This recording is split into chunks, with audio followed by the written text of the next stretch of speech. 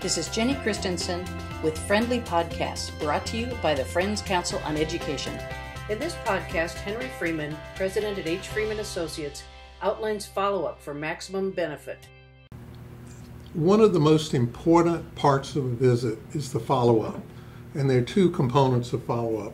One is the follow-up with the person directly. I usually suggest a thank you note of some kind or another. It can be very brief. If you've done a solicitation, you want that follow-up to refer back to that part of the conversation.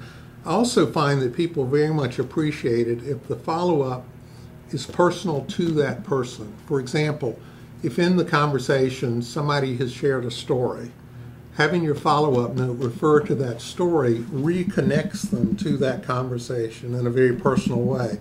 And it also shows that you were listening. That you were listening to them.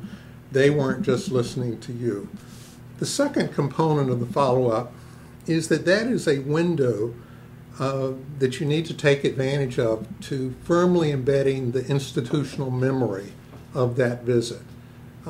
Because ideally, you want your files to reflect back the journey that you and others have been on with that person.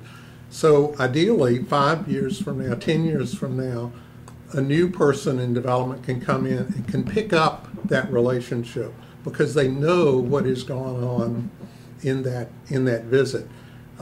So I try within 24 hours to do a contact report, and the contact report should be designed not around recording every little bit in detail, but recording the key nuggets of information. And I usually look for 5 nuggets of information.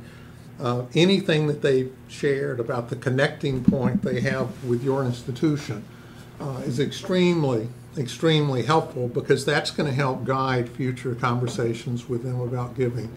Anything that conveys something that they have a passion about or that's deeply important, you want to put in that file.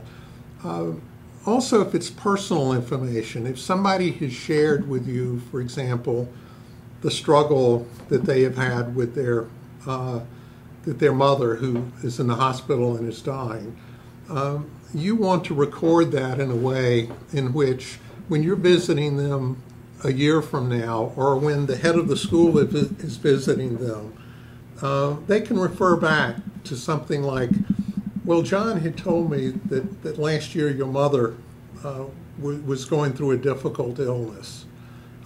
That person will leave that conversation saying, they really care about me.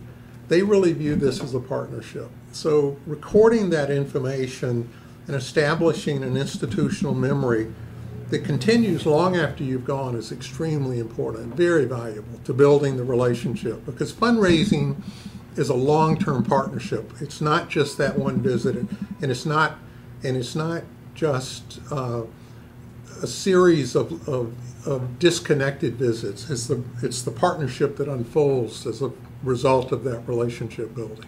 Thanks for joining us for Friendly Podcasts, brought to you by the Friends Council on Education, produced by Jenny Christensen at Strategy for Growth.